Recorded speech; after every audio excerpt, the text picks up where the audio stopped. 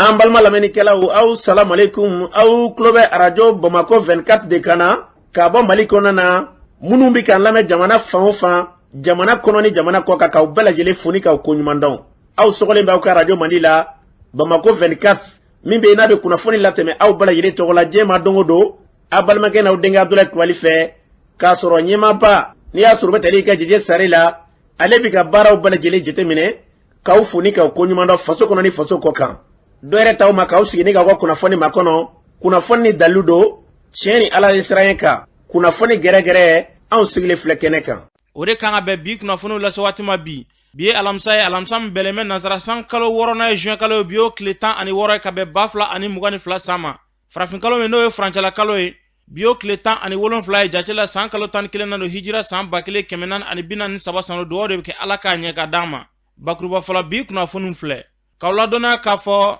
Mali au conseil islamique mɔgɔw olu ye faraɲɔgɔnba kɔni kɛ ni ka se ka hakilina dɔw kɔni sigi sen ka commission dɔw kɔni sigi an ka diinɛ koɲɛw bɛ se ka bila minɛn kelen kɔnɔna na cogoya min na o ko kɛra cogo jumɛn kunnafoni ɲɛfɔli ko la fo ka taa se an ka jamana kɔnɔna bi a yirala ko kuma bɛ ko dɔ kɔni bɛ ka fara sotarama sɔngɔ kan o ko kɛra cogo jumɛn kunnafoni ɲɛfɔli ko la n'a hakili b'a la a yirala k'a fɔ ko kunnasiniko maa min tora ji la Musabugu kununko a fure yira o ko kɛra cogo jumɛn kunnafoni ɲɛfɔli ko la ɲɔnɔnkaw fɛ yen nɔ u ka yɔrɔ bɛ n'a bɛ f'a ma ko kilomɛtiri 23 a yira ko gɛlɛya kɔni bɛ yen yɔrɔ cikɛla dɔw ni ofisi ni ɲɔgɔn cɛ o ko kɛra cogo jumɛn kunnafoni ɲɛfɔli ko la ninnu de bɛna kɛ kunnafoni la kumaba ye ka fara kunnafoni kan lase ma denkɛ n'a balimakɛ fɛ Sidiki Kulibali ala k'a ɲɛ ka d'a ma kunnafoni an b'a daminɛ ka ladɔnniya k'a fɔ Mali au conseil islamique mɔgɔw olu kɔni ye fara ɲɔgɔn kan kɔni kɛ ni ka se ka kulu kɛrɛnkɛrɛnnen dɔ kɔni sigi sen kan o commission ka baara tɛ dɔwɛrɛ dɛ olu kɔni bɛna jateminɛ de kɛ wajilu kɔnɔ u bɛ se ka kɛ sira jɛlen kelen kan cogoya mun na fo ka taa se an ka misiri kɔnɔnaw wajilu kɛ cogo mun na kutubaw seli yɛrɛ kan ka kɛ cogo jumɛn na a yirala ko wulikajɔ kɔni sigila sen kan o baara ninnu bɛɛ lajɛlen bɛ se ka bila minɛn kɛrɛnkɛrɛnnen kelen kɔnɔ cogoya min na a kɛra faraɲɔgɔnba de Sherifu Usumani Madani Hayidara tun b'a kɛnɛ kan ale ɲɛfɔli min kɛ o filɛ faamaw y'a ye jamana tɛ se ka to ta a tɛ se ka to ta an bɛ faamaw fɔ ye an b'a fɔ Hashimi ye a n'a baarakɛ ɲɔgɔnw ko an bɛ dugawu k'aw ye an b'aw kɔfɛ faso jɔli la mais an b'a fɔ ye ka da ka Hayidara de bɛ kuma kabini Ala kan da ma ka mugan d'u ma mugan ɲini a fɛ mais n'a ye ɲuman kɛ an b'a fɔ k'a fɔ au conseil islamique aw bɛ silamɛw de tɔgɔ la aw bɛ basigi de tɔgɔ la alors aw bɛ ka taa sira min fɛ nin ye wajuli ko ni juma kutubaw la don o don alimamiw bɛ minɛ ka datugu o tɛ anw faamaw hakili la ye n'aw m'o faamu anw t'o fɛ fanga de y'an wele k'a fɔ aw ma ɲini u fɛ dɛ olu de y'an wele jamana tɛ se ka taa ta o tuma na an bɛ min ɲini a ka bonya bɛɛ b'a la a ye taa lase au conseil a ka ɲɔgɔn fara ɲɔgɔn kan a k'a lajɛ wajuli bɛ kɛ cogo di ka sɔrɔ dɔ ma dɔ dɔgɔya juma bɛ seli cogo di ka sɔrɔ dɔ ma dɔ neni misiriw bɛ se ka bila sira jumɛn kan ni alimami tɛ taa kaso la baari tɛ taa misiri kɔnɔ an mana bɛn min kan olu tɛ sariya ta an kan dɛ mais n'an yɛrɛ bɛnna min kan an k'a d'u ma jamanadenw b'a dɔn ko fanga bɛ yen bi. ni tun bɛ tali kɛ Sherifu Usumani Madani Hayidara la au conseil islamique jumali ɲɛmaaba don kɛnɛ in kan ministre min ka baara ɲɛsinnen bɛ diinɛ ni batoko ma Mamadu Kone ale fana tun bɛ kuma min fɔ o filɛ an ka ɲɔgɔn faamuya dɔɔnin jamana bɛ ka bɛɛ fara ɲɔgɔn kan kerecɛnw b'a kɔnɔ silamɛw b'a kɔnɔ sariya dɔw bɛ yen a bɛ taa a tɛ silamɛw dɔrɔn concerné a bɛ jamanaden bɛɛ concerné o sariya ɲɔgɔn bɛ filɛ nin filɛ cogo ɲuman na a bɛ bɛn jamanaden bɛɛ ma cogo min na k'a sɔrɔ a ma dɔ ka diinɛ wɔsi kunun ye nin kɛcogo dɔrɔn de ye maintenant misiri jamana k'a dabɔ misiri ko kuma na jamana o dɔ delila ka misiri dɔ lɔ k'a ye o k'e ma taa a diɲɛ ɲini jamana fɛ wa e ma misiri lɔ e yɛrɛ ye k'e ma diɲɛ ɲini jamana fɛ ni jamana ma jɛn n'a ye a tɛ jɔ e ni na ko jamana kelen kelen a da don o misiri dilanko kuma na an tɛ fɛn ninnu faamuya wa anna al-masajida lillahi fala tad'u ma'a Allahi ahada silamɛya sariya mɔgɔ bɛ se k'a fɔ ko silamɛya sariya tile bele tuguni wa sariya yɛrɛ tilen don a yɛrɛ la o silamɛya mako tɛ k'a fɔ k'i bɛ loi ta ka silamɛya tilen o i n'a fɔ kerecɛnw fana fɛ yen kerecɛnya mako tɛ k'i bɛ loi ta k'a tilen o diinɛ yɛrɛ tilennen bɛ a yɛrɛ la ka ban mais komi an y'o sɔrɔ jamana dɔ de kɔnɔ o bɛ fɔ ko république laïque bon n'a ma ɲɛ k'an y'o sɔrɔ o kɔnɔna na a ka kan ni fɛn fɛn bɛ kɛ a bɛɛ lajɛlen ka bila jamana sariya ka fɛn dɔ kɔnɔna na ni o ye bonne conduite ye le code de bonne conduite taabolo ɲuman dɔ aw ka taa sira la ni tun bɛ tali kɛ ministre Mamadu Konna ministre nga bara ɲɛsinnen bɛ diinɛ ni bato ko ɲɛnabɔw ma an ka jamana kɔnɔ a y'a fɔ cogo min na yarabi an ka jamana diinɛ ko wala k'a bila sira jɛlen kelen kan n'an bɔra ye kuma bɛɛ kɔnɔ a yirala k'a fɔ ko gɛlɛya kɔni bɛ sotarama baarakɛlaw n'u ka client kɔni ni ɲɔgɔn cɛ dɛ client kɔni y'a yira k'a fɔ ko passe kɔni k'a ka ca nka sotarama baarakɛlaw olu fana y'a yira k'a fɔ ko ni gɛlɛya min filɛ nin ye k'olu yɛrɛ semako tɛ olu nɔ tɛ an ka sotarama baarakɛla dɔw lamɛn kun caman nana n'a ye gɛlɛya bɛ jamana kɔnɔ o kelen bɛɛ bɛ jamana gɛlɛya kalama taga ka segin a ka nɔgɔya fɔlɔ gazali kun ka nɔgɔ passe kun ka nɔgɔ fɔlɔ an kun bɛ mobili kun bɛ ta 15 18 gazali kun 20 litiri kun bɛ 800 o wagati o nɔgɔya wagati mɛ ni gɛlɛya nana ko dɔ de bɛna ni ko dɔ ye ka ko dɔ lawuli an yɛrɛ bɛ yɔrɔ min na an bɛ tile bɔ hali an tɛ tɛmɛ kurusi 4 kan bon n'a fɔra k'i ye fako 4 kɛ ka taa k'e ka mobilitigi ka recette sɔrɔ ka gazali sɔrɔ e yɛrɛ ni jeli de bɛna taa so k'i bɛ denbaya balo n'o ye an bɛ baara kɛ jamanadenw b'an kɔkolo de la u tɛ jamana kan dɛ u b'an kɔkolo de kan mais kosa na gazole nana dépasser u ye joli fara an ka transport kan an bɛ gazole ta sa 260 de donc n'i y'a jateminɛ sa 60 ni ou bien 50 dɔɔni de farala gazole kan mais u ye joli fara anw ta kan 25 francs est ce que o bɛ anw arranger nin baara nin tagabolo la wa mais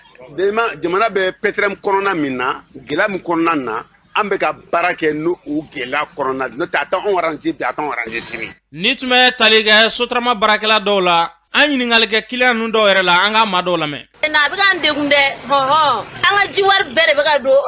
passe in na wa parantu a duruduru ko kɛlɛ o ka jugu n'a bɛɛ ye don o don an b'o kɛlɛ kɛ yan a bɛ k'an tɔɔrɔ dɛ faama n'a y'a mɛn a ye ɲama a ka dɔ bɔ passe la a bɛ diya n ye yɛrɛ de ka dɔ bɔ passe la ko passe ta gɛlɛya ko a man ɲi ko gɛlɛya bɛ cogo cogo ko ka dɔ bɔ passe la ko a man ɲi an bɛ ka ji sɔngɔ sara ka tila ka passe sɔngɔ dɔ fara kan ko a man ɲi k'a ka dɔ bɔ a la n'a kɛmɛ a ma kɛ baara ye k'u k'a lajɛ ka dɔ bɔ a la mɔgɔ tɛmɛnen ni tun bɛ tali kɛ maa dɔw ka seereya la minnu bɛ sotarama ta yarabi ala ka jamana ala ka basigi nati an ka jamana kɔnɔna na maa caman bɛ ka yira k'a fɔ ko ni gɛlɛya kɔni ma kɛ ko nɔgɔya tɛ na dɛ an ka gɛlɛya in ala k'a kuncɛ kɛ nɔgɔya yarabi ala k'an ka jamana basigi n'an bɔra ye n'a hakili b'a la kunnafoni dira k'a yira k'a fɔ ko maa dɔ tora ji la kunna sini ko a maa min tora ji la a tun ma ye nka kununko tilegan fɛ a fure kɔni yira a fure bɔra an yɛrɛ tun b'a kɛnɛ kan an ɲininkali kɛ ba in yɛrɛ boso minnu bɛ yen nɔ n'olu sigilen bɛ bada in na yen nɔ an ɲininkali k'olu la Dawuda Sinɛnta b'a ɲɛfɔ an ka lamɛn Dawuda Sinɛnta ne ye boso de n ka yɔrɔ filɛ nin dɔ de tora ji la an bɛ k'o de labɔ an y'a kɔlɔsi kuma bɛɛ mɔgɔ bɛ to ji la kɛrɛnkɛrɛnna 3e pont kuma bɛɛ mɔgɔ bɛ to o ji la yalima e yɛrɛ ka miiri la mun de b'a kɛ ni don sera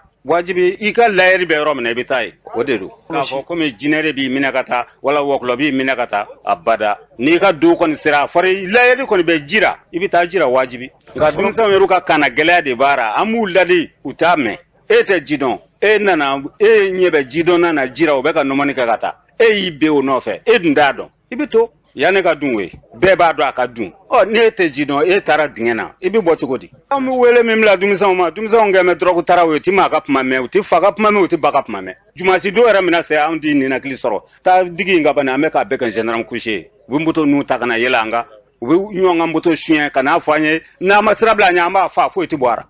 an ye gendarme couché de wuli o kama minɛ cogo si tɛ ba jira i tɛrɛndɛrɛ i taara dɔrɔn i tɛ foyi dɔn a na i tilalen o ye n'o tora jira an ne bɛ laban ka t'u ɲini ni tun bɛ tali kɛ Dawuda Sinɛnta la boso don a y'a fɔ cogo min na anw sifinnakaw an ka hakili to an yɛrɛ la n'a ko kɛra cogo cogo a gɛlɛya in bɛɛ lajɛlen de y'an yɛrɛ ye an ka sabali an ka se ka hinɛ an yɛrɛ la ka se k'an yɛrɛ mago to ba in san o san ba in bɛ maa min dun dan si kelen t'a la wa a si tɛ dɔwɛrɛ dɛ n'i y'a jateminɛ 100 sira la a 80 bɛ maaw ye maa minnu de bɛ wuli k'u bɛ taa u yɛrɛ ko yɔrɔ in na ni kasara in b'u sɔrɔ yarabi ala ka ni kasara ninnu ban an ka jamana kɔnɔ n'an bɔra ye ɲɔnɔnkaw fɛ yen nɔ u ka yɔrɔ min bɛ n'a bɛ fɔ a ma ko kilomɛtiri 23 gɛlɛya kɔni bɛ yen maa dɔw ni ofisi maaw ni ɲɔgɔn cɛ kɛrɛnkɛrɛnnenya foroko mankan don a gɛlɛya in kun tɛ dɔwɛrɛ dɛ u y'a yira k'a fɔ ko ofisi k'u na olu tun kumana k'a yira k'a fɔ ko yɔrɔ min bɛ yen nɔ tiɲɛ don ofisi ta don ko nka u kun kumana k'a yira k'a fɔ ofisi kun ye waati dɔ d'olu ma n'o waati sera ka sɔrɔ kumaɲɔgɔn ma tɛmɛ u ni ɲɔgɔn cɛ k'u bɛ se k'u ka sɛnɛw kɛ nka yan'o waati cɛ n'u sera yɔrɔ in ma k'u bɛ yɔrɔ in minɛ o waati bɛɛ lajɛlen tɛmɛna ofisi n'olu ma kumaɲɔgɔn kɛ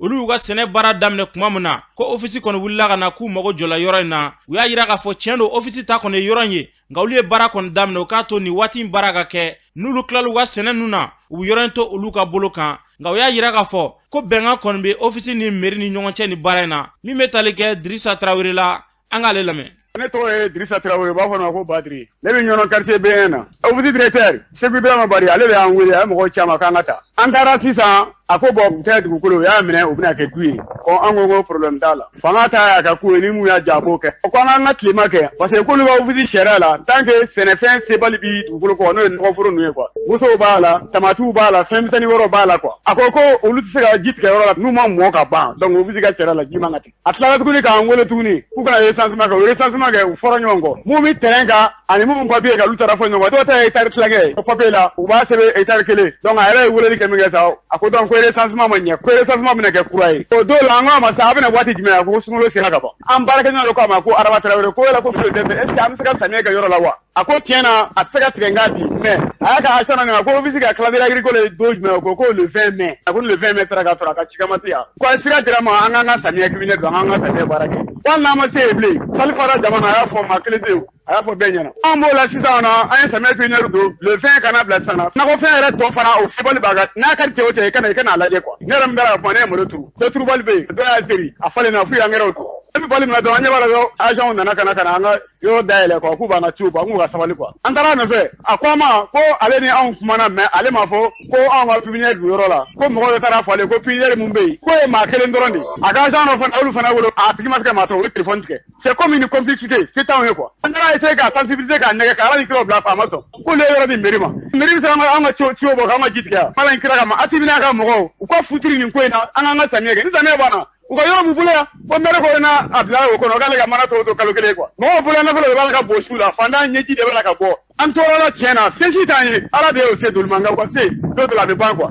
n'a sɔrɔ ale tun ma bɛnkan d'aw ma k'a fɔ ko le 20 fa bɛ dɔn ka pipiniyɛr kɛ fa bɛ dɔn ka foro tura Ismaël Konta de don Badri y'a fɔ cogoya min na o de tɛmɛna ni directeur cɛ office directeur des zones ye bon an ye yɔrɔ sɔrɔ an mɔkɛw n'an faw de bolo a papier o yɛrɛ bɛɛ b'an bolo olu de y'a tu tigɛ k'a kɛ nɔgɔforo ye an bɛ jisɔngɔ sara office ye k'u b'a fɛ ka yɔrɔ minɛ ka kɛ du ye o de gɛlɛya b'an kan kosɛbɛ ɲɔna yan nɔ a kɛra k'a nɛgɛ ka yɛlɛ sebe sanfɛ ka sɔrɔ ka ju tigɛ n'a ye bɛnkan mun tɛmɛna ni ɲɔgɔn cɛ bon aw ye jamana faamaw ye n'a ko k'a mago sera dugukolo ma a b'a fɛ k'a minɛ ko baasi t'a la a ko k'o la ko n'a bɛ minɛ ko maa maa bɛ yen k'a ka foro bi yɔrɔ in na k'o bɛɛ bɛ terrain sɔrɔ ne ye ɲɛgɛn kan kilomètre 23 a ye réunion fɔlɔ kɛ ka na réunion filanan kɛ réunion filanan yɛrɛ la directeur nana jɔ ko ni le 20 mai sera ko k'a sɔrɔ ale ka mɔgɔw ma s'a ma yan nɔ ko an ka pipiniɛriw don an ka baara kɛ maintenant an ye suman dan fan bɛɛ fɛ sisan yɔrɔ foyi tɛ suman dannen tɛ yɔrɔ minnu na ale nana ka na an ka cow bɔ sɔgɔmada in na ko baara banna pewu k'ale ye dugukolo di mairie ma nin tɛ setigiya ye wa an t'a la bilen u k'an ka yɔrɔw to an bolo an k'an dahirimɛw ɲini information wɛrɛ minnu bɛ yen ka don ko in kɔnɔ dɔ fana ka juru de bi monsieur le maire la parce que ale ka mandat a b'a fɛ k'an dete ka ban o b'a fɛ k'a ka juru sara cogoya de ɲini anw kunna ni nin ye faama dɔ kan ka fantan dɔ tɔɲɔ nin sira kan wa ni karisa ka dɛsɛ lo juru b'i la o i bɛ yɔrɔ de ɲini mais e man kana ka n'anw bɔ an ka dugukolow kan an ye foro ninnu sɔrɔ an mɔkɛw n'an faw de fɛ an b'a sɛnɛ bi la ko tɛ a ka ca ni san 40 ye foro ninnu b'an bolo yan an tɛ jɛn n'a ye an ma sɔn an ma bi ne tɛ kuma musala ka maa si ye an ma sɔn a ma an kɔni an tɛ s'u la fanga ko fansi la parce que se b'u ye bi ka tɛmɛ an kan mais an ka foro tɛ se ka minɛ an na k'a kɛ ka dɔ ka dugukolo juru sara a ye taa justice la ban a ka taa vérifier yen nɔ a preuve concrète bi justice la yen nɔ karisa ni karisa bɛ ɲɔgɔn na a ka nafolo nɔfɛ ko parce que a ye a ka dugukolo min bɛ a magara la k'a feere k'a dun o dun t'anw nɔ ye dɔrɔmɛ kelen t'anw kɔnɔ an bɛ balo an yɛrɛ wɔsi ji de la u man k'a fɔ k'u bɛna anw tɔɲɔ k'an ka dugukolo minɛ k'a kɛ ka dɔ ka juru sara jamana ɲɛmɔgɔw k'a jateminɛ vraiment ko dara ko ɲɔnɔ an ka laɲini de ye hali n'u ma ɲɔ k'a minɛ u k'a to an ka samiya in kɛ yɔrɔ an t'a dɔn an bɛna balo cogo min dɛ ni tun bɛ tali kɛ maa dɔ ka seereya la ɲɔnɔ kilomɛtiri 23 kuma kolomara tɛ dɔwɛrɛ dɛ ko yɔrɔ kɔni ye jamana ta ye tiɲɛ don nka olu kɔni y'u ka sɛnɛw kɛ ka ban sɛnɛfɛnw bɛɛ lajɛlen kɔni donna ka bɔ k'u k'a to samiya mana ban k'u bɛ yɔrɔ to faso ka bolo kan kuma kolomara y'o ye an y'a ɲini cogo bɛɛ la ka se ka maire kɔni sɔrɔ ka se k'ale lamɛn an ma se ka maire sɔrɔ nka kunnafoniya wɛrɛ mana bɔ a ko la an b'o pereperelatigɛ d'aw ma yarabi ala k'an ka jamana basigi n'an bɔra ye kulu mun sigilen bɛ an ka jamana kɔnɔ n'u ka kulu tɔgɔ ye daba ta ye tiɲɛ ye olu ye faraɲɔgɔnba kɔni kɛ kolokanikaw fɛ yen nɔ faraɲɔgɔn in kun tɛ dɔwɛrɛ sɛnɛ bɛ se ka don bala cogo min na an ka jamana kɔnɔna na a sigikun bɛɛ y'o ye a ɲɛmaa bɛ tali kɛ seyidu amadu tarawele la an k'ale lamɛn ni hakilina in tɛ dɔwɛrɛ ye an ka jamana ani an faso a bɛ se ka yiriwa cogo min a taara o de kan o kɔnɔna na kolokani yan ɲɛta sira kelen min b'an bolo o de ye sɛnɛ ye hakaja ɲɛta sira kelen min yɛrɛ bɛ jamana bolo o de ye sɛnɛ ye o de kama entreprise a ka baara fanba ɲɛsinna sɛnɛ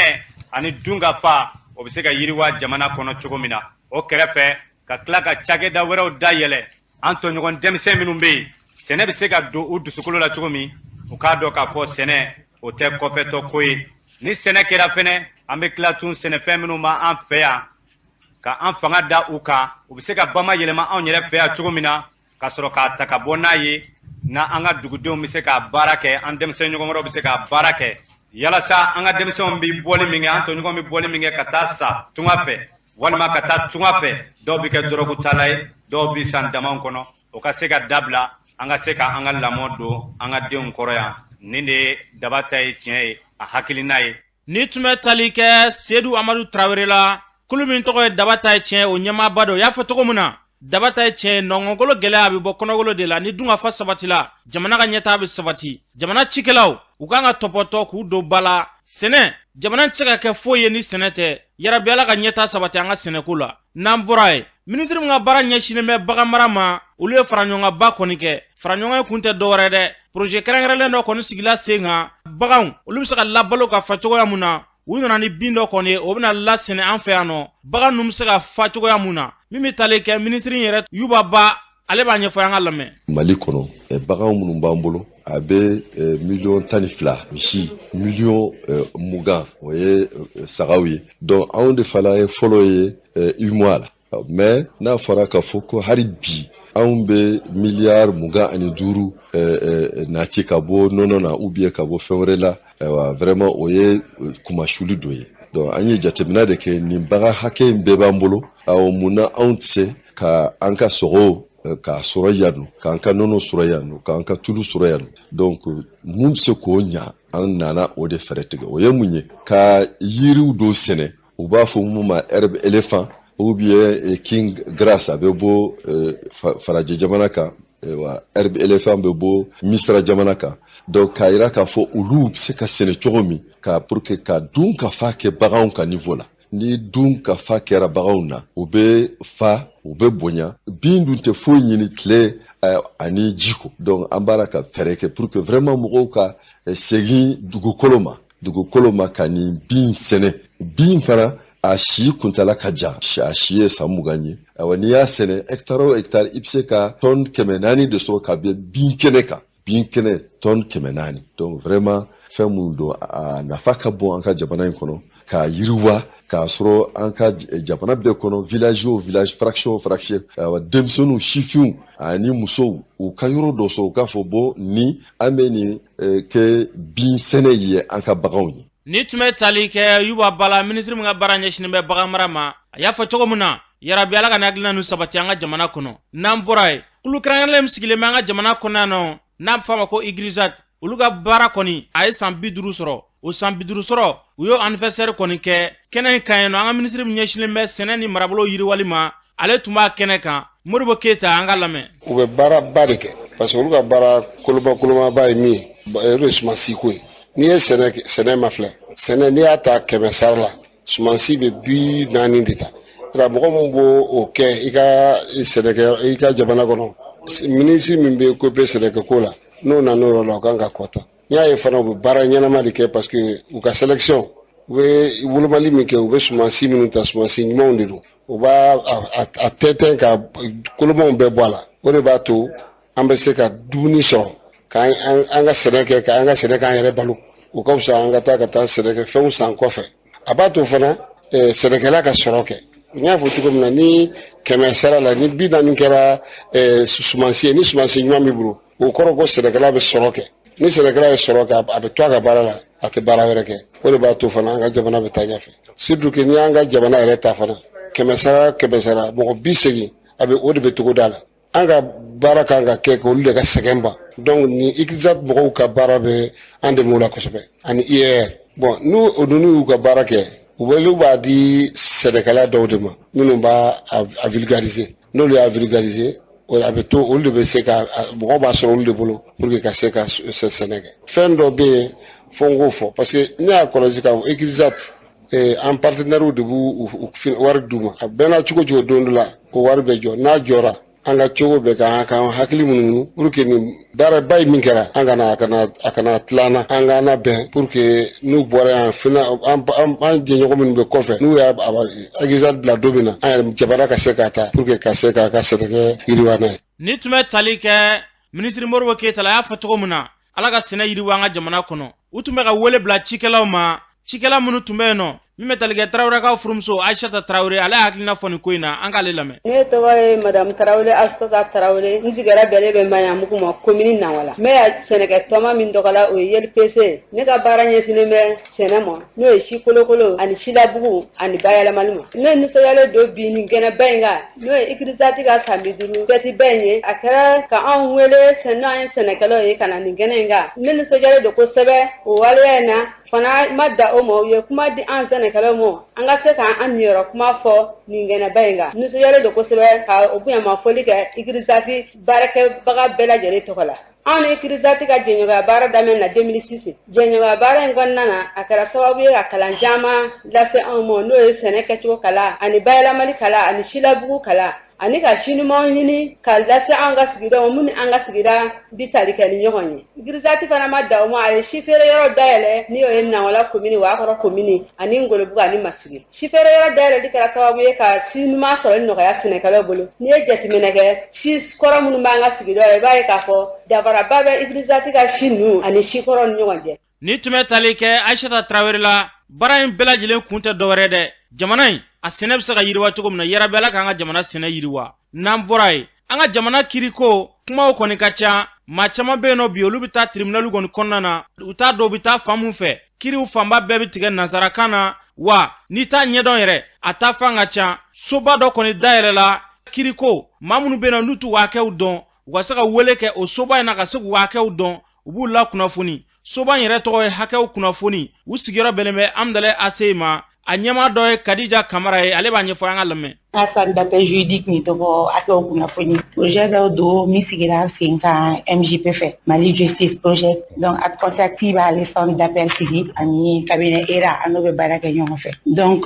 projet nana sen kan walasa ka Maliyɛnw kunnafoniyaw ka hakɛ kan mɔgɔ caman bɛ yen an bɛ dugu kɔnɔ mais an t'a dɔn an yɛrɛ ka hakɛw ye minnu ye tout ça donc ni mɔgɔ problème b'i da la i fɛ k'i ka hakɛw dɔn i bɛ weleli kɛ an b'i kunnafoniya weleli ninnu bɛɛ ye fu ye yani y'an wele na min sɔrɔ an bɛ segin k'i rappelé wa ni mɔgɔ min bɛ fɛ ka procédure judiciaire kɛ i bɛ fɛ ka famaw latama i t'a dɔn i kan ka procédure minnu kɛ i bɛ weleli kɛ an b'a f'i ye i kan ka papier dɔw dilan i b'a fɛ k'a dɔn tribunal min bɛ yɔrɔ min na i bɛ se ka famaw lasɔrɔ yɔrɔ min na an b'o orientation bɛɛ di mɔgɔ ma problème fɛn fɛn b'i da la hali n'i ka i bɛ tribunal la i ni dɔ bɛ ɲɔgɔn na yen nɔ i bɛ fɛ k'a dɔn a ko kun bɛ cɛ cogo min na i kan ka taamasiyɛn minnu latagama walasa k'i bilasira ka ɲa musakaji t'a la mais an bɛ se ka mɔgɔ orienter association na min bɛ se ka dɛmɛ las'u ma maintenant olu association mais a bɛ dépend problème min da la ni violence conjugale don olu b'u dama ni aide sociale ninnu bɛ assistant juridique judiciaire ninnu olu bɛɛ bɛ yen nɔ donc association bɛɛ n'a ta de don ani mɔgɔ caman b'a partenariat la donc ni orientation kan ka kɛ ka t'olu mɔgɔ ninnu fɛ yen an bɛ orienter k'olu ka numéro n'u ka localisation d'u ma donc i bɛ se olu ma kan wɛrɛ fɔlɔw bɛ yen nɔ an cɛla yan nɔ bon an ni mɔgɔ 30 de bɛ baara kɛ minnu bɛ téléphone na donc u bɛ bɔ ɲɔgɔn kɔrɔ an bɛ yan lundi fo dimanche de 8h à 20h donc bamanankan fɔlɔw bɛ yen kɔrɔbɔrɔ bɛ yen nɔ tamasɛk bɛ yen fila bɛ yen marakakan bɛ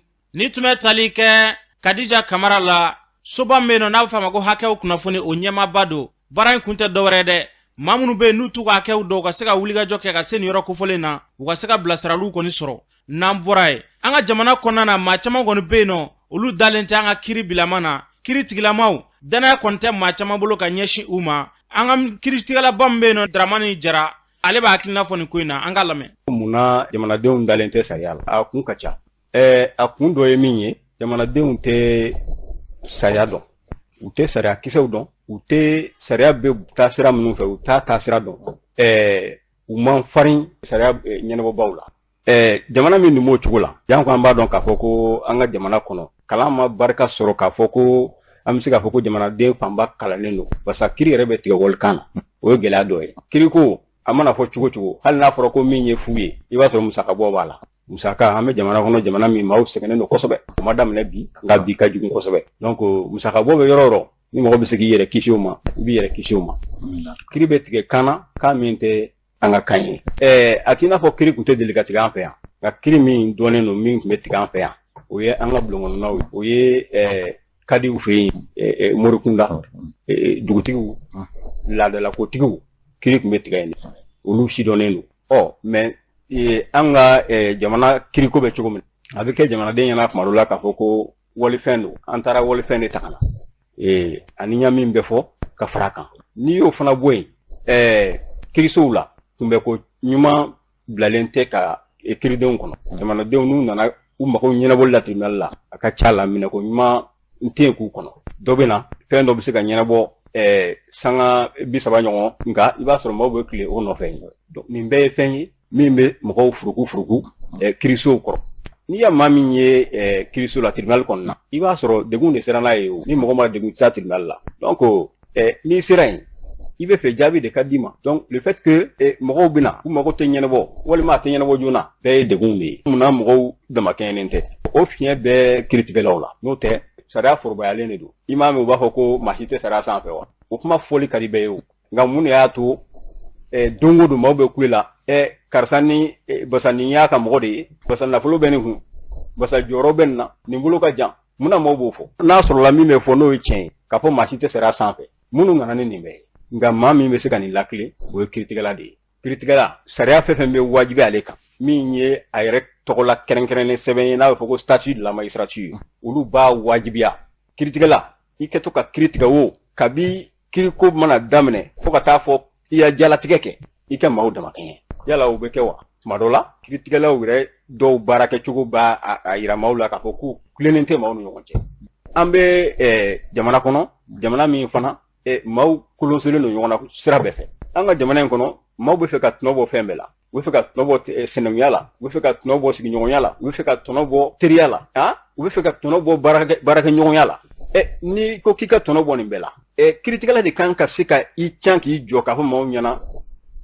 ne kalenna ka siɲɛ nin baara de kama ko n bɛ tilen maaw ni ɲɔgɔn cɛ min b'a ni ɲɔgɔn cɛ an ka kulo ni yɛlɛ min b'a ni ɲɔgɔn cɛ jo min b'a ni ɲɔgɔn cɛ furuɲɔgɔnya min b'a ni ɲɔgɔn cɛ o b'a nɔ la mais baara kɛrɛnkɛrɛnnen min kalifala na o ni ninnu taama tɛ se ka waleya u tɛ se ka bɛn ɲɔgɔn ma i bɛ kiritigɛla min sɔrɔ k'a fɔ k'a kɛlen bɛ ka danfara kɛ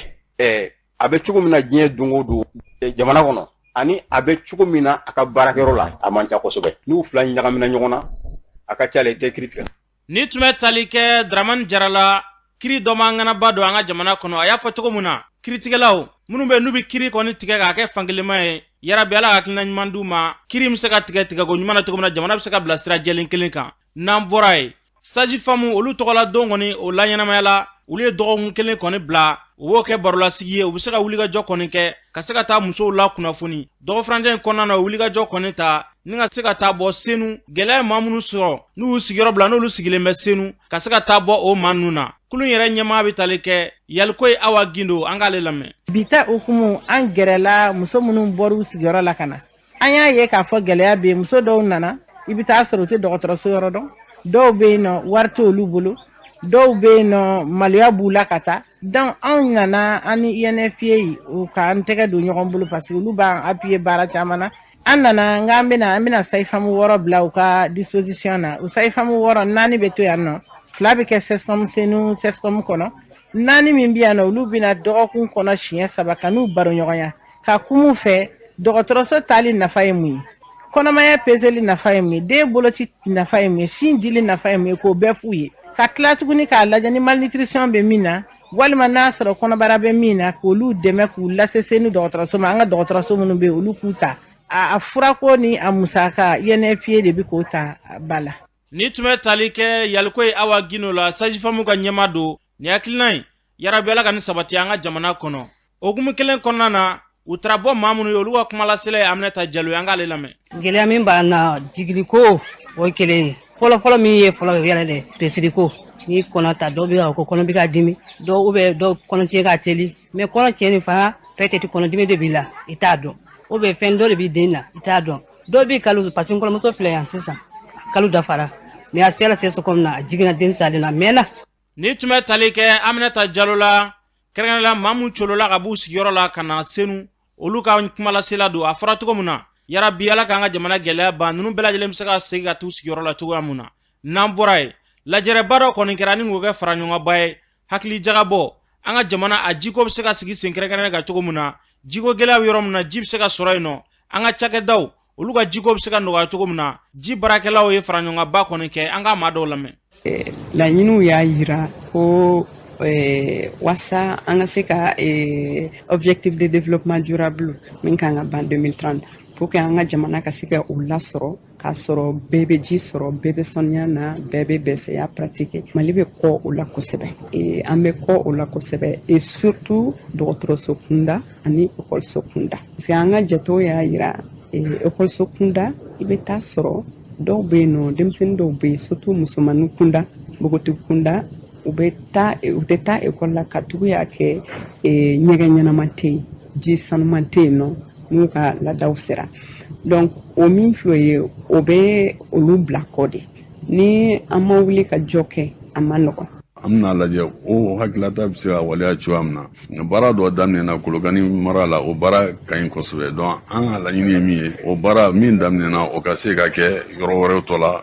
cercle wɛrɛ tɔ la pour que jusqu'au dans les régions du nord pour que Maliens bɛ se yɔrɔ Maliens bɛ yɔrɔ ka se ka ji sanuman sɔrɔ se ka saniya sɔrɔ ka se ka kɛnɛya sɔrɔ. partenaires bɛ yan bi u b'a fɔ an ye tile 2 kɔnɔ u bɛ se ka mun de kɛ ka dɛmɛ kɛ gouvernement ma cogoya min na Malien dugu bɛɛ kɔnɔ ji ka se ka sabati ji bɛ sabati cogoya min na a ka kɛ ji mun bɛ bɔli kɛ a ka kɛ ji mun ye ji sanuyalen mun tɛ kɔlɔlɔ lase mɔgɔ ma. Ni tun bɛ tali kɛ maa dɔ ka seereya la minnu ka baara ɲɛsinnen bɛ jiko ma an ka jamana kɔnɔna na kuma koloma yɔrɔ tɛ dɔwɛrɛ jamanaden bɛɛ lajɛlen bɛ se ka ji sanuman sɔrɔ cogoya mun na yarabi ala k'o hakilinaw sabati n'an bɔra ye jamana ɲɛmaaw ye hakilina dɔ kɔni sigi sen kan recensement dɔ kɔni daminɛna maaw bɛ yala ka don du ni du malidenw bɛ se ka da dɔn cogoya mun na o baara kɔni sigilen don sen kan u ka kulu ɲɛmaa ye Aruna Sugani ye ale b'a ɲɛfɔ an ka lamɛn. recensement ni an bɛ yɔrɔ wagati na sisan nɔ n'an bɛ wele ko dénombrement an kɛlen bɛ ka ale jateminɛ dɔgɔkun 3 de kɔnɔ ka daminɛ le 15 juin ka ban le 7 juillet et yasa k'o baaraw kɛ an kɛlen bɛ ka mɔgɔ ba 26 ani 306 de ta n'an b'olu ma ko agent recenseur nka olu la kɔlɔsilen don ni an bɛ mun ko chef d'équipe ba 4 n'a kunkan fɛn de ye olu b'o olu contrôler olu ka baara lajɛ olu fɛnɛ ka baara lajɛlen don ni an bɛ mun ko contrôleur 800 jate de bon ani an yɛrɛ ni an jɛɲɔgɔn bɛ région ni cercle la olu fɛnɛ bɛɛ bɛ nin baara nin na donc i bɛ se ka jateminɛ fo maa ba 32 jate o de bɛɛ bɛ nin baara nin kɔnɔna la nin wagati nin kɔnɔna la yasa ka se ka jamanadenw hakɛ dɔn donc komi n y'a fɔ cogo min na nin dɔgɔkun 3 kɔnɔna la ne bɛ min fɔ mɔgɔw ye o ye ka welewele da u ma u k'a dɔn k'a fɔ denmisɛnw min bɛ taa u ka so ka taa ɲininkali kɛ faso baarakɛlaw de don et puis u bɛ ka baara min kɛ an yɛrɛ bɛɛ de ka siniɲɛsigi labɛnni ɲini don donc ka ɲini u fɛ u ka u kunbɛn ka ɲɛ wa u ka kibaruya jɔnjɔn d'u ma kibaruya minnu don a bɛ kɛ kun dɔ ye an n'u cɛ sariya tɛ anw yamaruya gundo bɛ bɔ du kɔnɔ an ka o labɔ an b'a bakuruba labɔ nka an tɛ se ka mɔgɔw ka gundo labɔ kɛnɛ ma nka u k'a dɔn k'a fɔ u bɛ jaabi min di o jaabi bɛna kɛ sababu ye a kɛra jamana marabagaw ye a kɛra a tɛmɛbagaw ye a kɛra hali a bɛ min ko société civile olu bɛɛ de bɛ jɛ ka nin baara nin jaabi ta ka se k'u ka baaraw boloda non seulement k'a lajɛ yala an bɛ yɔrɔ jumɛn na an bɛ fɛ ka taa min an bɛ taa cogo di ani an ye fili minnu kɛ fana k'o lajɛ o bɛ se ka lakana cogo min na komi y'a fɔ cogo min na kalanko la a bɛ kalanko la cogo min na a bɛ baarako la ten a bɛ dɔgɔtɔrɔsoko la ten a bɛ kɛnɛyako la ten dɔn a bɛ sɛnɛko fana la ten dɔn bon ani fana yɛrɛ hali taa ni ka seginw fana k'a dɔn minnu sigilen bɛ an fɛ yan nɔ minnu b'an cɛla la k'olu fana k'o dɔn n'u bɛ lahalaw na k'o bɛɛ dɔn. Ni tun bɛ tali kɛ kulu in ɲɛmaaba la Aruna Sugani o y'a fɔ cogo min na yarabi ala ka nin hakilinaw sabati an ka jamana kɔnɔ n'an bɔra ye mɔgɔkɔrɔbaw tɔgɔ la don min la ɲɛnamaya diɲɛ kɔnɔ juin kalo tile 15 hakili jagabɔ dɔw kɛra an ka jamana kɔnɔna na nɔ mɔgɔkɔrɔba dɔw b'u hakilina fɔ an k'u lamɛn. ka don kɛrɛnkɛrɛn ko bila ko mɔgɔkɔrɔbaw ɲangatali kɛlɛli o ye fɛn ye fɛn min tɛ an ka taabolo dɔ ye o ye fɛn ye fɛn min bɔra yɔrɔ wɛrɛ de kan na ka tugu mɔgɔkɔrɔbaw ka ɲangata ta ka se mɔgɔkɔrɔbaw ma o jamanaw kɔnɔ o warala kojugu fo ka na kɛ ni ko ma kɛ ka ɲɛsin mɔgɔkɔrɔbaw ma caman bɛ to a la caman bɛ sa ka sɔrɔ u sakuma ma se o ye tubabu jamanaw o y'olu taabolo ye o y'olu ka mara kɛcogo ye nka anw fɛ yan an bɛ se k'a fɔ a journée a don kɛrɛnkɛrɛnnen tali ka ɲɛsin mɔgɔkɔrɔbaw ka ɲangata ma a ka ɲi ka tugu an fana ka mara bɛ kan ka taa cogo min na an ka sigi bɛ kan ka taa cogo min na n'an ma farati min ye ninnu sɔrɔ o bɛna an yɛrɛ sɔrɔ. mɔgɔkɔrɔbaya ye koba ye garisɛgɛ la koba don parce que bɛɛ ti kɛ mɔgɔkɔrɔba ye mɔgɔkɔrɔbaya k'an ka tɔpɔtɔ ka d'a kan k'a fɔ an yɛrɛ k'an ka kɛ mɔgɔkɔrɔbaw ye ni ala ye si di an ma o dɔrɔn hukumu kɔnɔna na an k'an ka mɔgɔkɔrɔbaw tɔpɔtɔ an bɛ fɛn caman kɛ mɔgɔkɔrɔbaw ye an ka programme dɔ bɛ yen ko papa dem o ɲɛsinnen don mɔgɔkɔrɔba minnu ni se t'u ye o ɲɛsinnen don olu ma nka bibi in na o papa dem jɔlen don fɔlɔ anw ka service la yan nɔ ko mɔgɔkɔrɔba tɛ se ka taa bana kɔ ala si jan diyan o ye tiɲɛ nka ala si jan ni kɛnɛya jan diyan o ka gɛlɛ dɔɔni o de y'a to an ka service la yan nɔ alors yɔrɔ caman bɛ yen nɔ an bɛ consultation kɛ olu la diabétologie b'o la rhumatologie b'o la ophtalmologie b'o la yɛrɛyɛrɛbana b'o la donc nin yɔrɔ ninnu bɛɛ b'an fɛ yan nɔ an bɛ mɔgɔkɔrɔbaw dɛmɛ ni o banaw furakɛli ye mɔgɔkɔrɔba 6,000,000 ani 950 o de bɛ bibi na Mali la. Ne tun bɛ tali kɛ maa dɔw ka seereya la mɔgɔkɔrɔbaw tɔgɔla don laɲɛnamani hukumu kɔnɔna na u y'a fɔ cogo min na an ka mɔgɔkɔrɔbaw tɔpɔtɔ n'i ye maakɔrɔba tɔpɔtɔ i yɛrɛ fɛnɛ don dɔ maakɔrɔba ye n'i ye sijan sɔrɔ dɔ fɛnɛ b'i tɔpɔtɔ yarabi Ala ka nin hakilina ninnu faamuya an ka jamana kɔnɔ n'an bɔra an bɛ taa jamana kɔkana na Umu Danbele mun b'e bolo. Karamɔgɔ Sidiki an bɛ taga Burukina Faso jamana kan. Dɔgɔ furancɛ tɛmɛnen na jirala k'a fɔ ko jatigɛ walikɛlaw bina Burukina dugu dɔ la n'ale bɛ wele ko Setaga n'a bɛ Burukina seleke yan fan fɛ a kɛra sababu ye u ni gendarmelaka dɔw karila ɲɔgɔn na maa 11 ɲɔgɔn olu bɔnɛna u ni na nka wulikajɔ senfɛ u sera ka maajugu ninnu gɛn ka daga bɔ u da la n'an bɔra an taga Faransi jamana kan san 2015 wagati la Novamburu kalo tile 13 la maa 20 minnu tun nɔminɛlen don jatigɛ walikɛla la k'u ka kiriw bɛ senna ko kura u lafasalibagaw n'u sɔrɔlandonbagaw y'u ka baaraw daminɛ tarata don walasa ka ni maa 20 in dɛmɛ lakana jamana marabagaw ɲɛkɔrɔ n'an bɔra an taga Kongo jamana kan M3 banbagacikulu u bɛ ka fanga sɔrɔ ka taga fɛ RDC Kongo jamana kɔrɔ yan fan fɛ tɛnɛndon k'u sera ka bunanga dugu minɛ n'ale bɛ RDC Kongo jamana kan nka Kongo jamana marabagaw y'a jira k'a fɔ ko Uganda mamurutilen minnu sigilen bɛ olu ka jamana kɔnɔ k'olu de bɛ ka ni banbagacikulu ninnu dɛmɛ n'an bɔra an taga Sudan jamana kan fɛn min ye basigibale ale fɛnɛ waralen bɛ kosɛbɛ Sudan jamana kan nin waati in na maa caman de y'u sigiyɔrɔ bila ka taga jamana wɛrɛw kan ani maa 100 ni kɔ ɲɔgɔn ko olu fɛnɛ de bɔnɛna u ni na ni binganiya wale senfɛ ni waati na dɛmɛɲɔgɔnɲɔgɔnw bɛ senna Sudan jamana kɔnɔna la karamɔgɔ Sidiki an tun ye min sɔrɔ ni tun y'olu dɔ. Umu Danbele y'a fɔ cogo min na yarabi Ala ka basigi nati Mali ni diɲɛ jamana bɛɛ lajɛlen kɔnɔna na